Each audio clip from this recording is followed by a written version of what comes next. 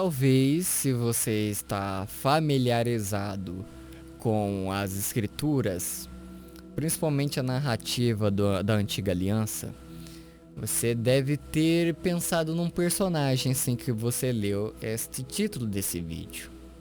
Sim, não vai ser só sobre ele, mas é uma figura que podemos apontar para o que eu quero dizer. Só a sabedoria não é o suficiente. Salomão pediu a Deus sabedoria, e não foi só isso que Deus entregou. Lendo aqui, Deus entregou para ele também riquezas e honra junto com a sabedoria.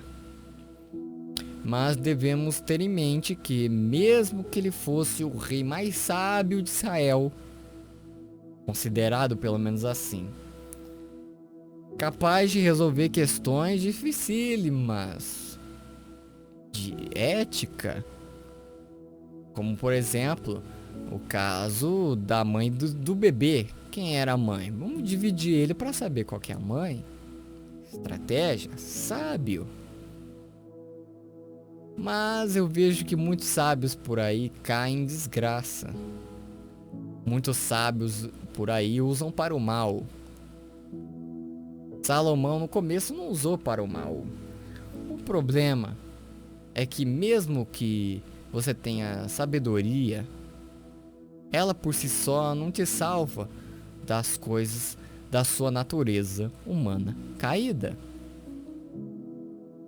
O que faltou na vida e falta na vida de muitos daqueles que se dizem sábios ou realmente são, é a disciplina e também a fidelidade, que andam juntos lado a lado para permanecer no caminho da retidão perante a Deus.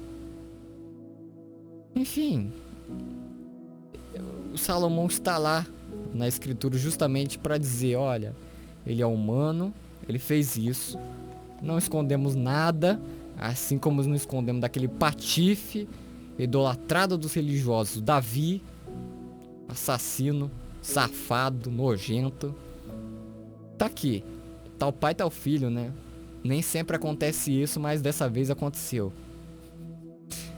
O real que ia sair das entranhas de Davi, que ia permanecer um reinado eterno, foi Jesus, mas não Salomão. Tanto é que o templo de Salomão foi um dos mais importantes lugares de culto na história judaica. Mas a quem ele dedicou? Ao Deus que habita nas trevas. E muitos protestantes, principalmente, vão ressignificar essa passagem. Certo? Enfim, ele contribuiu para livros de provérbios, que é bom. O que passa por Jesus você pega, o que não passa você joga no lixo. Eclesiastes, que é mais pé no chão, que é mais racional. E Cantares de Salomão, que tem uns, principalmente os falsos moralistas cristãos, que veem como uma simbologia entre Jesus e a igreja, eu sei lá que porcaria é que eles pensam. Enquanto os que não tem essa bobagem, nessa bagagem intelectual, porque a salvação não está no conhecimento e na sabedoria. É isso que eu quero chegar para finalizar o vídeo. É que, obviamente, né, é um livro erótico dentro da escritura, mas não trata isso como se fosse uma bestialidade. Porque o Deus não é reduzido à bunda, não é reduzido ao pinto, ou sei lá, qualquer órgão genital, ou com a sua boca, ou aonde você enfia a língua em alguém. Pensa, o Deus que fez tudo, um Deus que não existe, porque ele está fora dessa dimensão, dessa ordem de coisas. Ele é criador e não criatura, é nós que existimos. É esse fone que existe, essa camisa, essa cadeira, que vira pó e que vai se decompor assim como eu. Mas ele não. Então ele não tem. Qualquer tentativa é burra de explicar a Deus. Eu não posso passar muito disso porque aí seria pecado. Não tem como explicar a Deus sem pecar. Podemos falar, por exemplo, eu disse lá no livro a respeito dos atributos e tudo mais. Mas falar, Deus é assim e é bobagem. Entendeu? Mesma coisa que eu defendo. Morre, você vai direto pro céu? Não, tem ainda a ressurreição, não tem essas coisas. Há as exceções, mas eu não coloco limite em Deus. O princípio é esse. Mas esse princípio é estabelecido por quem? Você entende? Para muitos de nós, muitos aí que passaram nessa terra, está condenado à condenação eterna, até deixar de existir. Mas quem sabe ele perdoe, em vez de deixar de existir. Quem sabe? Cada vez menos a gente se torna misericordioso. Ele nunca mudou. Então, gente, derrubando junto com isso os gnósticos que dizem que é pelo conhecimento, pelo estudo do conhecimento, porque gnosis é conhecimento, certo? É pelo estudo do conhecimento. Eles têm outras mentiras, mas vamos focar nessa. É que você se liberta e realmente, assim como o princípio ali de sabedoria. Ele deixou de ser sábio? Não. Mas como se relacionou com aquelas mulheres pagãs e começou para agradar ou não, começou a tomar gosto por aquilo, ser conveniente com aquilo, porque ainda era humano, então é óbvio que ele caiu em práticas pagãs e trouxe mais uma vez para Israel essas práticas da idolatria, que sempre foi o pecado principal de Israel e até hoje é do povo religioso. Dos católicos, além das imagens, é também da figura do que comanda o mundo, o Vaticano. Dos protestantes é a Bíblia, é o livro, o sacro. Entende? É os pastores. Para os de matriz africana, ai meu Deus, se existisse alguma coisa de real naquilo, é as entidades, que eles têm o maior respeito e devemos respeitar. Para outros é o Alá, até se matam por Alá. Então é isso, entende?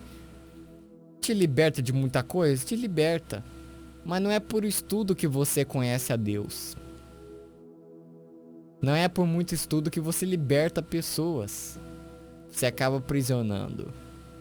O que eu faço aqui de refutação, porque é algo que eu já estou acostumado a fazer, é só uma bobagem perto do que é o Evangelho. Eu só estou repetindo, como eu sempre digo. E as coisas que eu falo, você vê que está repetida aí por outros. Porque quase nada é novo. Mas é justamente por compaixão do meu próximo, e a maior expressão, se não, né, uma das maiores, se não a maior expressão de verdade que você pode ter para o seu próximo é falar a verdade para ele. E a maneira que eu tenho, além da vida pessoal e profissional, que eu faço, sem pensar nas consequências, é também fazer aqui na internet. Por isso que está refutando. A minha vida não é refutar. Minha vida, apesar de ser desgraçada diante do princípio que é a verdade, porque destituídos somos da glória de Deus, naturalmente falando, eu tento levar Cristo, por mais que eu descambelhe aí no meio do caminho. Mas é isso, a princípio. Conhecimento do estudo liberta? Quem liberta é Cristo. Se Cristo tiver como princípio desse estudo, beleza. Mas nem por isso, por esse estudo ser um princípio maravilhoso como Jesus, não quer dizer que o estudo liberta alguém de alguma coisa. O estudo é essencial. Não estou fazendo um ódio à burrice. Estou falando do modo espiritual da coisa. Se bem que tem muitos estudados aí que, pelo amor, né? Tem um padre, o padre Cleodon, que faz participação lá no Em Revista.